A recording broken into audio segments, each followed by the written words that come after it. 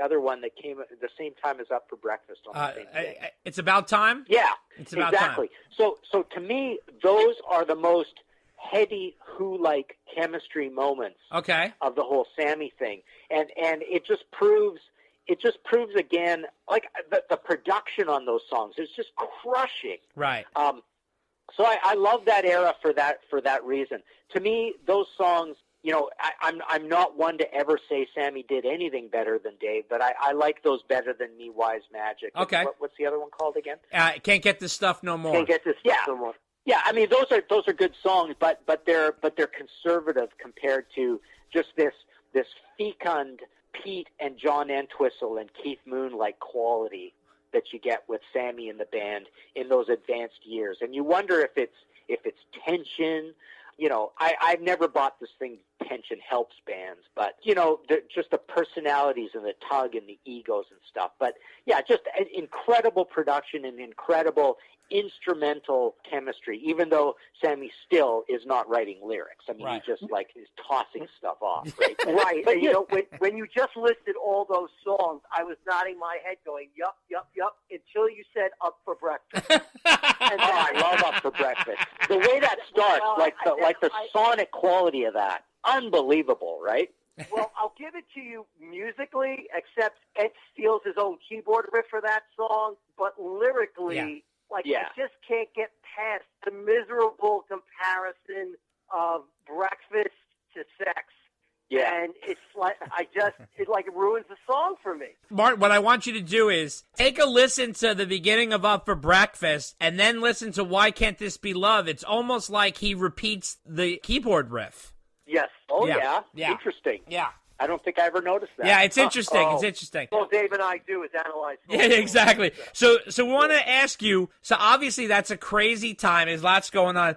What do you make of the whole move of bringing Gary Cherone into the band? What was the concept behind it? Like, what was your whole impression of that time? Well, I'm here in Toronto, and I know Ray Daniels a little bit, and I'm close with the Rush camp, right? Okay.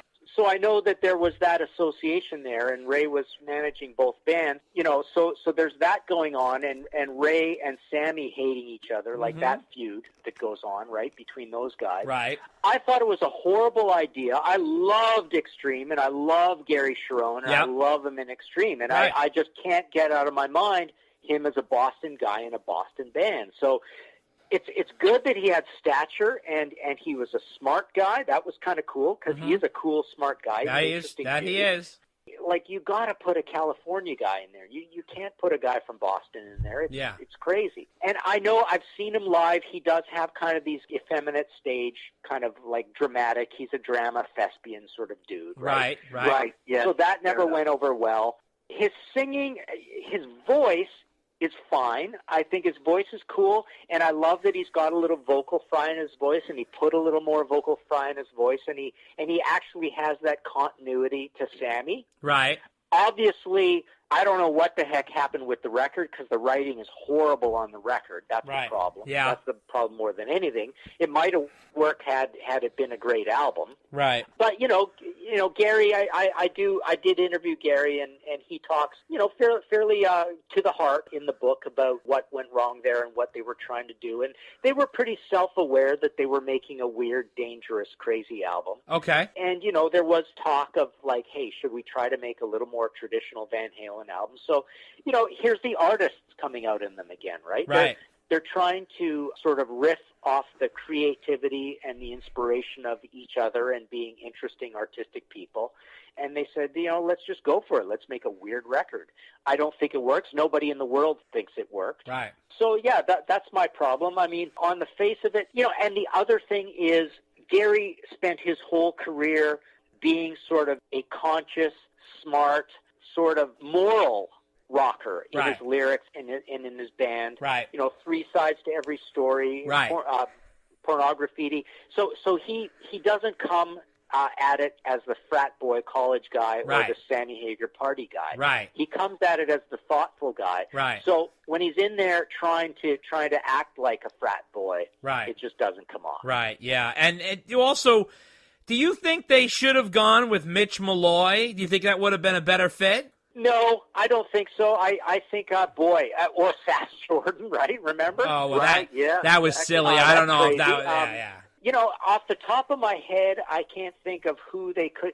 You know, I'll tell you a guy I just love that would have been amazing in there. No, he wouldn't have been because he's too smart for that role too. Is Jizzy Pearl of Love Hate? I just love Love Hate. Right? You know, that's a whole different story. But you know, off the top of my head, I can't even think of who the ideal. Who do you guys think the ideal person would have been? Oh God, I mean that is such a hard question. I mean, Roth is irreplaceable. The thing is, the platform has changed dramatically at this point. I mean, you had Dave, and then Sam did his era when he did a totally different thing. And the reason why they did a different thing is because Sammy is a completely different singer and personality than Dave.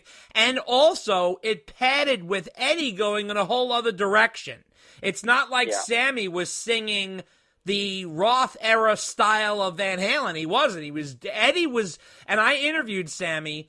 It's in our podcast from last October, 2017, where he says, hey, that was the direction Eddie was headed in. That's where he was writing at that time. It's not like I was like, more keyboard. That was what Eddie was doing.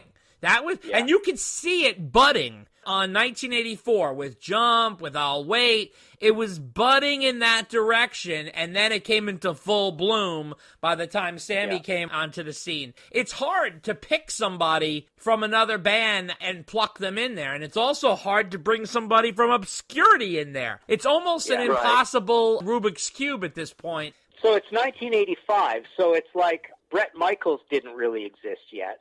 Right. But Jack Russell existed. Jack Russell would have been an interesting choice. Yeah, no, he's interesting, but I don't know. I think Jack Russell's tremendous vocally. I just don't know if he had the personality to gel with Ed. I don't know. It's weird. Going into Van Halen, and I'm sure Mike Anthony can attest to this, it's a tricky trap because those two brothers, and Sammy has said it a million times, the tightness between Ed and Al, they have like their own little world over there, and to fit in there is hard. Now, I go back to a comment you made earlier where you said you're not a big believer in tension makes creativity. See, I thought the contrast of Ed and Dave really created sparks because Dave, even though he grew up with the Van Halens and he knew the Van Halens and they were kids together, they were so different personality-wise. I mean, let's just look at it. Dave came from a wealthy background. Eddie and Al came from lower-income immigrant parents, and they were musicians from the day they were born.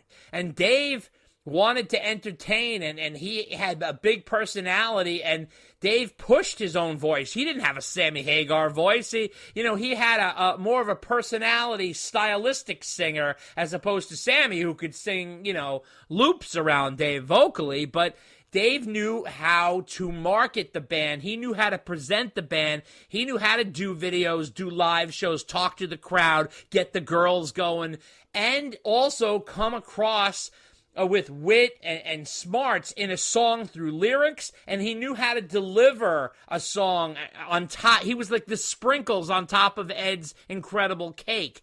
So I always felt that contrast always worked with Van Halen. See, with Sam, they were kind of coming together in a different way. He was more uniting with Ed, and they were working in harmony together, which was also great. I love the Sam era as well. I just view it as Van Halen and Van Hagar. To me, they're two separate bands. But it's just interesting. So now, I really felt during the Ray Daniels time, which was the Van Halen 3 time, the attitude was, it doesn't matter who the lead singer of Van Halen is. It's all about Ed. And so they all felt like Ed is the franchise. So no matter who's playing with Michael Jordan, don't worry, the Bulls will win. So it's just, so that's sort of the attitude.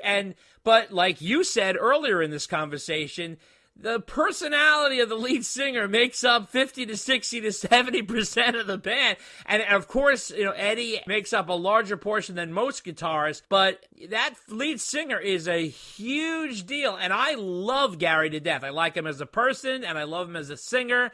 I think he's great. I think, but you characterized it very well. He's very thoughtful. He's very theatrical. It's totally different from Van Halen. He's way more on the Freddie Mercury side of things than he is on the party Van Halen, California side. And I love Freddie Mercury and all that stuff. It's just a different contrast. If Eddie, you put Freddie in front of Van Halen, it's not going to work either. So it's just different. You know what I mean? Him and Nuno had a union. They had a thing that they worked together. Whereas I think Gary tried so damn hard in Van Halen, and his live show I thought was fantastic because he's the only guy who could sing both Van Halen and Van Hagar era songs, and he's the only one to pull it off. I thought he did an amazing job with both catalogs, and I even liked a lot of the songs that he performed on that album live better than on the album. I also felt that album suffered tremendously from production.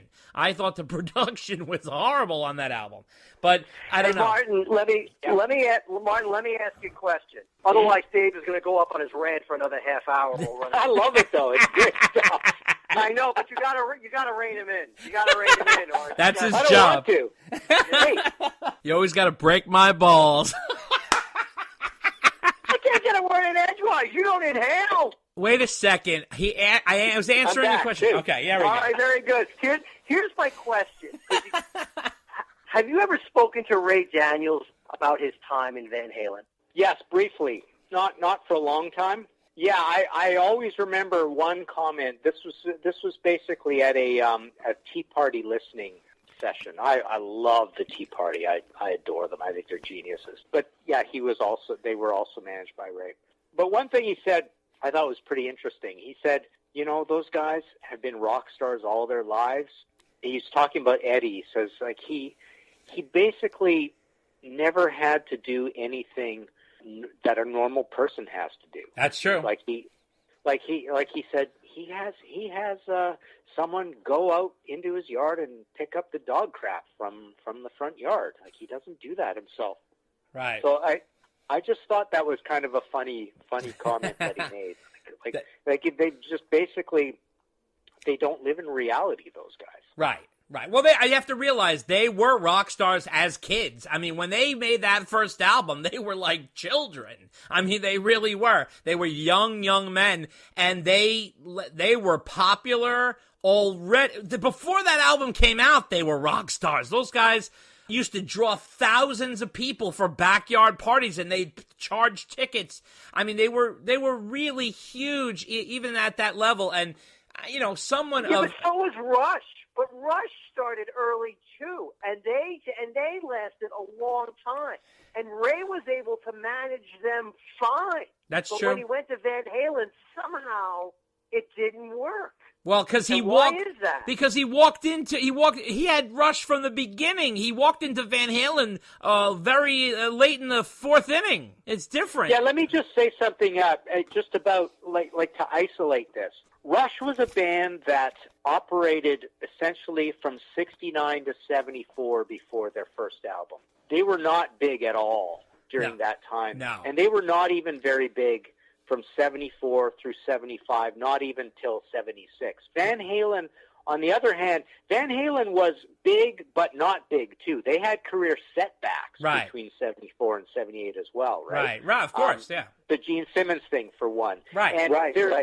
I opened the book, actually, with an interview with Mike Kelly. Do you guys know Mike? Mike Kelly. Name doesn't ring a bell. Well, when you see it in the book, you'll see what I mean. Like, he was kind of there on the scene. He was a buddy of Bob James from Montrose and stuff. And he said some very interesting things about how all along from 74 to 78, there was a lot of ridicule of Dave as being very dated with his sort of Jim Dandy worship. That's very true. And the whole idea, there was a lot of second-guessing of Van Halen saying what they were doing was behind the times and they better get with the times. Yeah. So there was, even though they came out like a firecracker after the first album, there was a lot of self-doubt along the way. Even their covers choices along the way were kind of obscure and dark and not that well received all the time.